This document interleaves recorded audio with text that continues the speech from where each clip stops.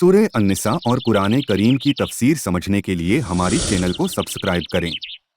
اعوذ باللہ من الشیطان الرجیم بسم اللہ الرحمن الرحیم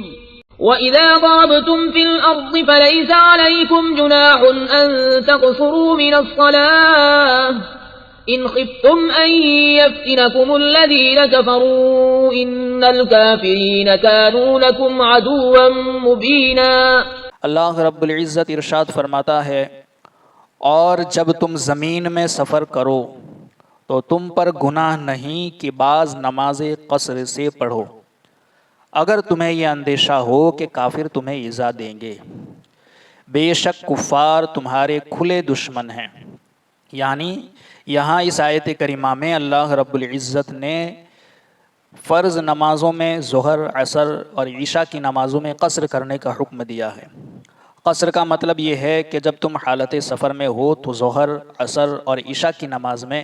4 رکعت فرض کی بجائے 2 رکعت فرض ادا کریں۔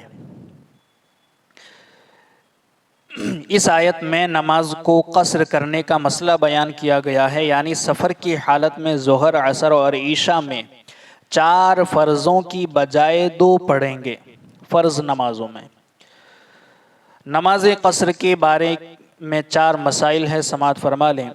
پہلا، اس سے یہ مسئلہ معلوم ہوتا ہے کہ سفر میں 4 رکعت والی نماز کو پورا پڑھنا جائز نہیں ہے، بلکہ قصر کرنا یہ واجب ہے، پورا پڑھنا جائز نہیں ہے۔ سفر میں 4 رکعت والی نماز فرض جو ہے اس کو 2 ہی رکعتیں ہمیں پڑھنی ہے۔ دوسرا کہ کافروں کا خوف قصر کے لیے شرط نہیں، یعنی اس آیت میں بظاہر یوں معلوم ہوتا ہے کہ اگر تم حالت سفر میں ہو اور تمہیں کافروں کے حملہ کر دینے کا اندیشہ ہو تو ان نمازوں میں تم قصر کرو، بظاہر یہ معلوم ہوتا ہے، مگر کافروں کا خوف قصر کے لیے یہ شرط نہیں ہے۔ اگرچہ زمانہ جنگ میں آپ سفر کر رہے ہو تب بھی قصر کرنا ضروری ہے، زمانہ امن میں بھی آپ سفر کر رہے ہو اور سفر کی جو شرائط ہیں مسافر ہونے کے اگر وہ پائے جاتے ہیں تو اس وقت بھی قصر کرنا یہ واجب ہے۔ چنانچہ حضرت یعلا بن امیہ رضی اللہ تعالی عنہ نے حضرت عمر رضی اللہ تعالی عنہ سے کہا کہ ہم تو امن میں ہیں، یعنی ہم تو امن کے زمانے میں ہیں، امن میں بھی ہے، دشمنوں کا کوئی خوف بھی نہیں ہے، پھر ہم کیوں قصر کرتے ہیں؟ تو آپ رضی اللہ تعالی عنہ نے فرمایا کہ اس کا مجھے بھی تعجب ہوا تھا، تو میں نے نبی کریم صلی اللہ تعالی علیہ وسلم سے دریافت کیا، یعنی حضرت یعلا بن امیہ رضی اللہ تعالیٰ عنہ نے حضرت عمر سے پوچھا کہ ہم تو امن کے زمانے میں ہیں، پھر کیوں قصر کرتے ہیں نمازوں میں؟ تو حضرت عمر نے جواب دیا کہ یہ تعجب تو مجھے بھی ہوا تھا، تو میں نے حضور پرنور صلی اللہ تعالیٰ علیہ وسلم سے دریافت کیا تھا۔ اس پر حضور پرنور صلی اللہ تعالیٰ علیہ وسلم نے ارشاد فرمایا کہ تمہارے لیے یہ اللہ عز و جل کی طرف سے صدقہ ہے تو تم اس کا صدقہ قبول کرو۔ یعنی یہ ظہر، عصر، عشاء کی 4 فرض نمازوں میں قصر کرنا یہ اللہ کی طرف سے تمہارے لیے صدقہ ہے تو تم اسے قبول کرو۔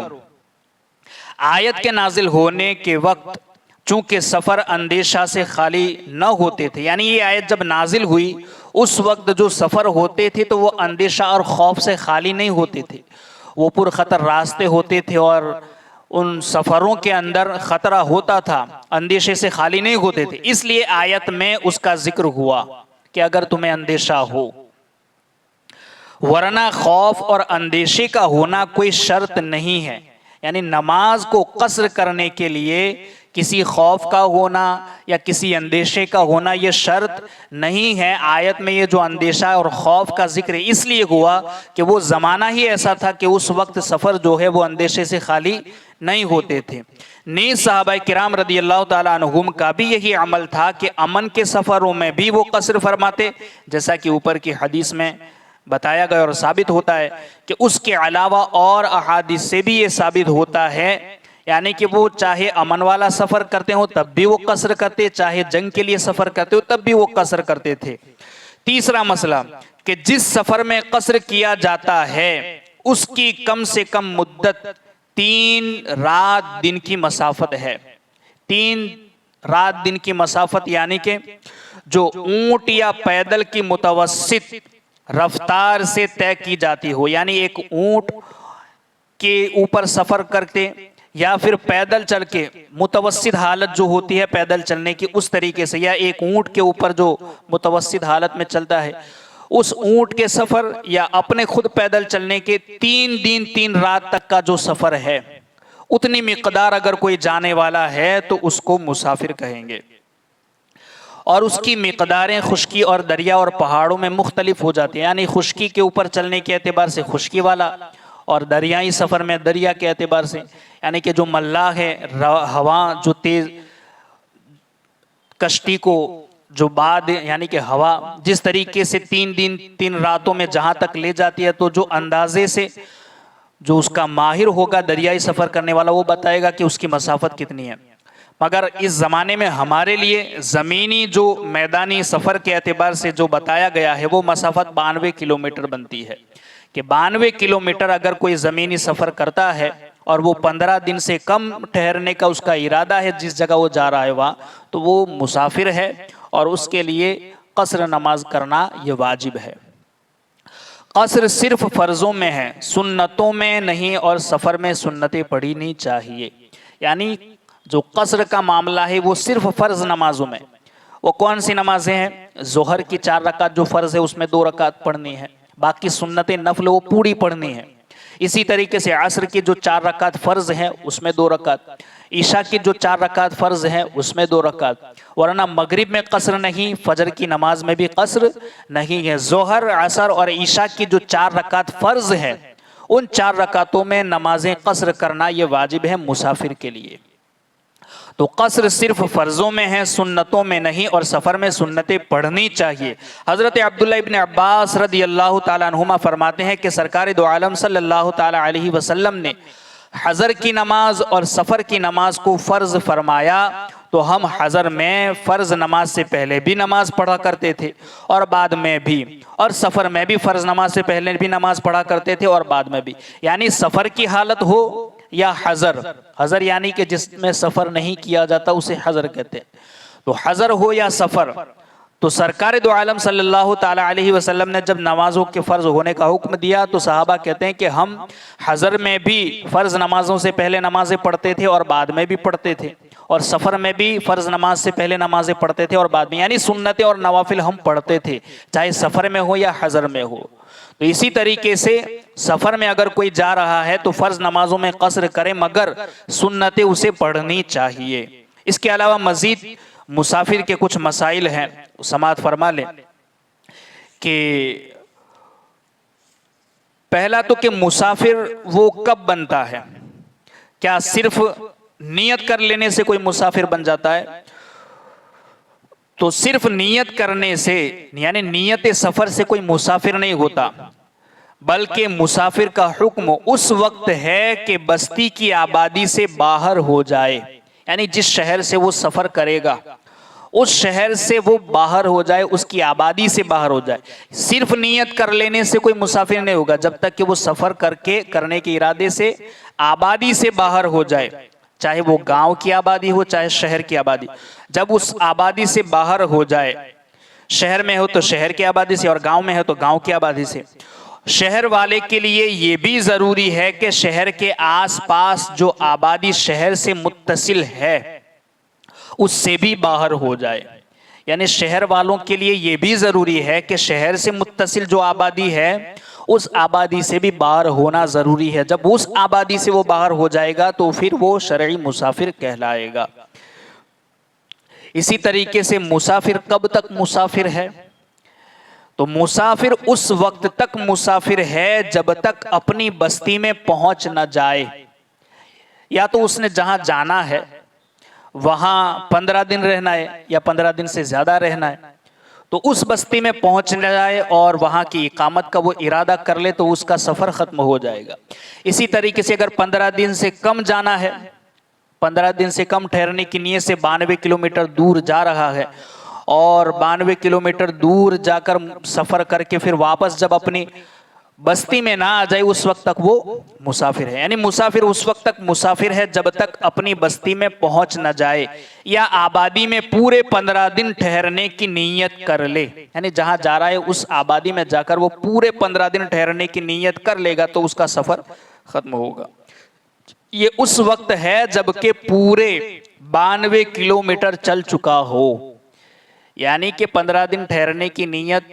کرے یہ اس وقت مسافر ہے، مسافر کہ جب وہ 15 دن ٹھہرنے کی نیت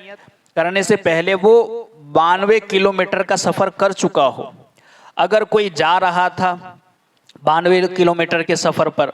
یعنی یہاں سے مان لو تقریباً احمد آباد کے سفر کے لیے وہ نکلا، مگر 92 کلومیٹر سے پہلے ہی وہ واپس ہو گیا تو پھر وہ مسافر نہیں ہے. مسافر کے لیے مسافر وہ اس وقت جب کہ 92 کلومیٹر وہ سفر کر چکا ہو. اگر 92 کلومیٹر پہنچنے سے پیشتر واپسی کا ارادہ کر لیا تو پھر مسافر نہ رہا، اگرچہ وہ واپس جنگل ہی میں کیوں نہ رہ گیا ہو. اگر کسی جگہ کے 2 راستے ہیں، یعنی ایک جگہ سے جاتا ہے تو 92 کلومیٹر پورا ہو جاتا ہے اور دوسری جگہ سے جاتا ہے تو اس سے کم میں وہ پہنچ جاتا ہے، تو جس راستے سے وہ جائے گا اس راستے کا اعتبار ہے مسافر ہونے کے لیے. اسی طریقے سے ایک مسئلہ یہ بھی ہے کہ اگر کوئی مسافر کے لیے تو قصر کرنا واجب ہے، مگر کسی نے پوری 4 رکعت پڑھ لی قصر کرنے والی نمازوں میں، مثلا ظہر کی نماز قصر کرنی تھی مگر اس نے پوری 4 رکعت پڑھ لی جان بوجھ کر، تو نماز تو ہو جائے گی مگر پچھلی 2 رکعتیں نفل ہوگی. اور ایسا کرنے کی وجہ سے کیونکہ ترک واجب لازم آیا، قصر کرنا واجب تھا، اس نے واجب کو چھوڑا تو یہ عذاب نار کا مستحق ہوگا. ایسا کرنا نہیں چاہیے، جہاں قصر کرنی ہے اسے قصر کرنی چاہیے. اگر مسافر قصر والی نماز کی تیسری رکعت شروع کر دے، اگر بھول سے وہ کھڑا ہو گیا تیسری رکعت شروع کر دے تو اس کی 2 صورتیں ہیں. پہلی صورت تو یہ ہے کہ اگر بقدر تشہد قاعدہ اخیرہ کر چکا تھا تو جب تک تیسری رکعت کا سجدہ نہ کیا ہو لوٹ آئے اور سجدہ سہو کر کے سلام پھیر دے. یعنی کہ اگر 2 رکعت پڑھنی تھی اور 2 رکعت کے بعد وہ قاعدہ بھی کر لیا تھا، تشہد بھی پڑھ چکا تھا قاعدہ اخیرہ کے اندر، اور پھر کھڑا ہو گیا تیسری رکعت کے لیے، تو تیسری رکعت کے لیے کھڑا ہے جب تک کہ وہ اگر اس تیسری رکعت کا اس نے سجدہ نہیں کیا ہے یاد آ جائے تو واپس آ جائے،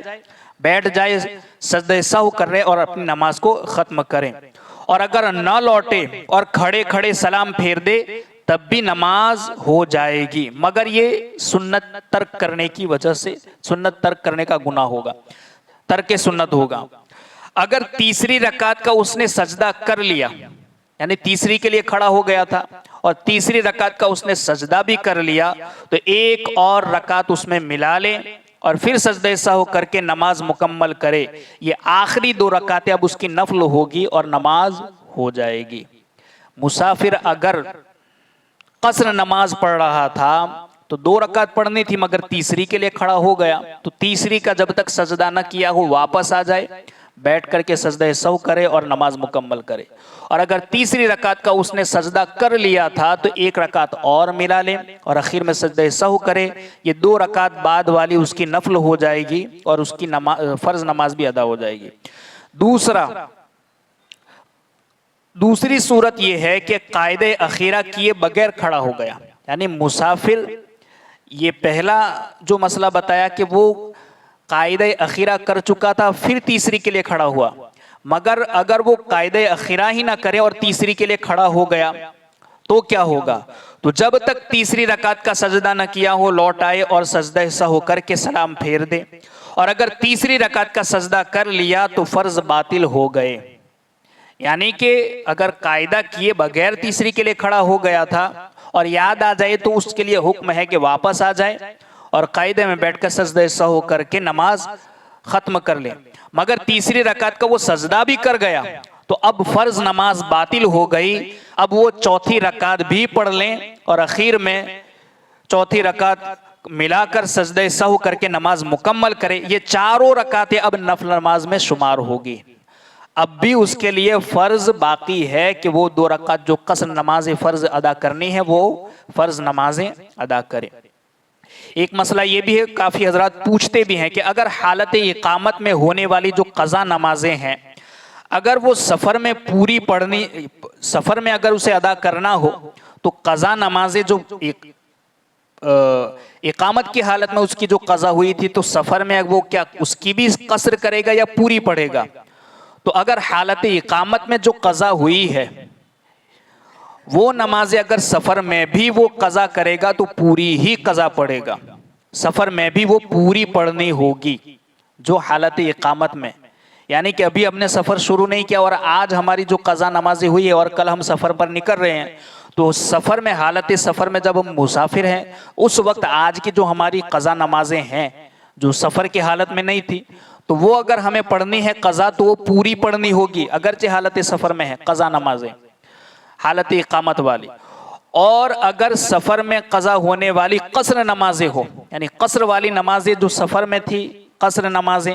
وہ قضا ہو گئی ہیں اور پھر اگر اسے ادا کرنا ہے، اگرچہ ہم یہاں آ گئے اپنے ٹھکانے پر اور مقیم ہو گئے، تو جو سفر میں قضا ہوئی تھی قصر والی تو اسے ہمیں یہاں بھی قصر ہی پڑھنی چاہیے، قصر ہی پڑھنی ہوگی۔ اللہ رب العزت کہی سنی باتوں پر ہم سب کو عمل کی توفیق عطا فرمائے۔ اللہم ربنا نور قلوبنا بالقرآن وزین اخلاقنا بالقرآن ونجنا من النار بالقرآن وادخلنا فی الجنة بالقرآن۔ اللہم رزقنا تلاوت القرآن، اللہم اہدنا ہدایت القرآن، اللہم ربنا آتنا شفاعت القرآن، وصلی اللہ تعالی علی خیر خلقہ ونور عرشہ محمد وعلی آلہ واصحابہ اجمعین برحمتک یا ارحم الراحمین۔